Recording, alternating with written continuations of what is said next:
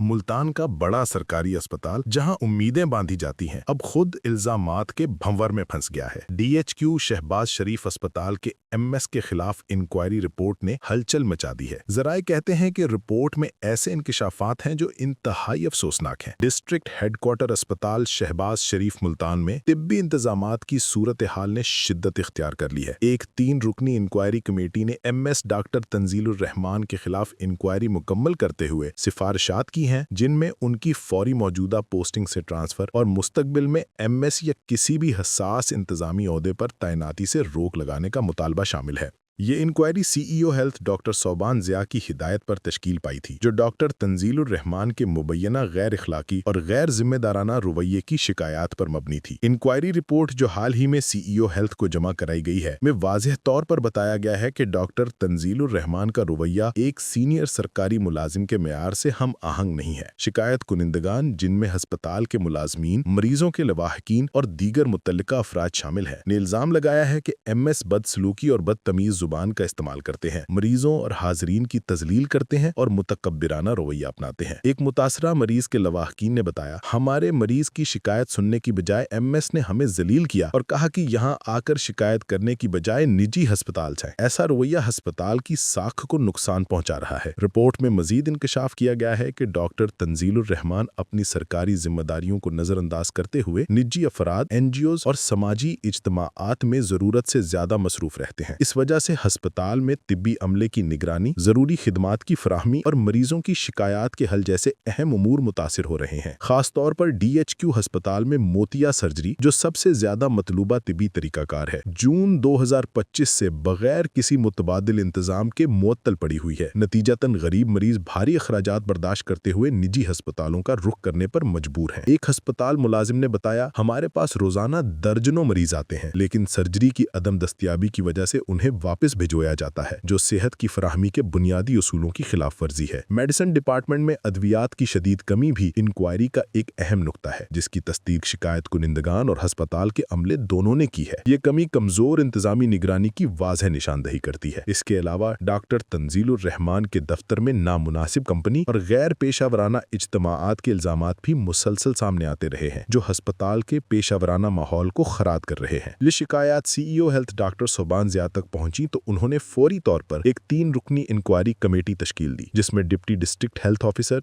Health officer और दीगर मुतल्लिका अफसरान शामिल थे। इंक्वायरी ऑफिसर ने तमाम मुतल्लिका दस्तावेजात, गवाहों के बयानात और अस्पताल के रिकॉर्ड की जांच पड़ताल के बाद रिपोर्ट तैयार की और इसे सीईओ हेल्थ को जमा करा दिया। रिपोर्ट में सिफारिश की गई है कि डॉक्टर तंजीलुर रहमान को फौरी तौर पर उनकी पोस्टिंग से हटाया जाए, ताकि अस्पताल के इंतजामात को बेहतर बनाया जा सके। डिस्ट्रिक्ट हेल्थ अथॉरिटी के एक जराये के मुताबिक CEO health doctor Soban Zia report पर गौर कर रहे हैं और जल्द ही मुतल्लिका महकमे को सिफारिशात आगे बढ़ाने का फैसला करेंगे। दूसरी जानिब डीएचक्यू अस्पताल के मुलाजमीन और मरीजों के लवाहकीन ने मुतालबा किया है कि इस मामले की शफाफ तहकीकात और अस्पताल में सेहत की सहूलियात को बहाल किया जाए। ये वाकया सेहत के शोबे में इंतजामी मसाइल की एक और मिसाल है, जो सूबाई तवज्जो का मुतालबा कर रहा है।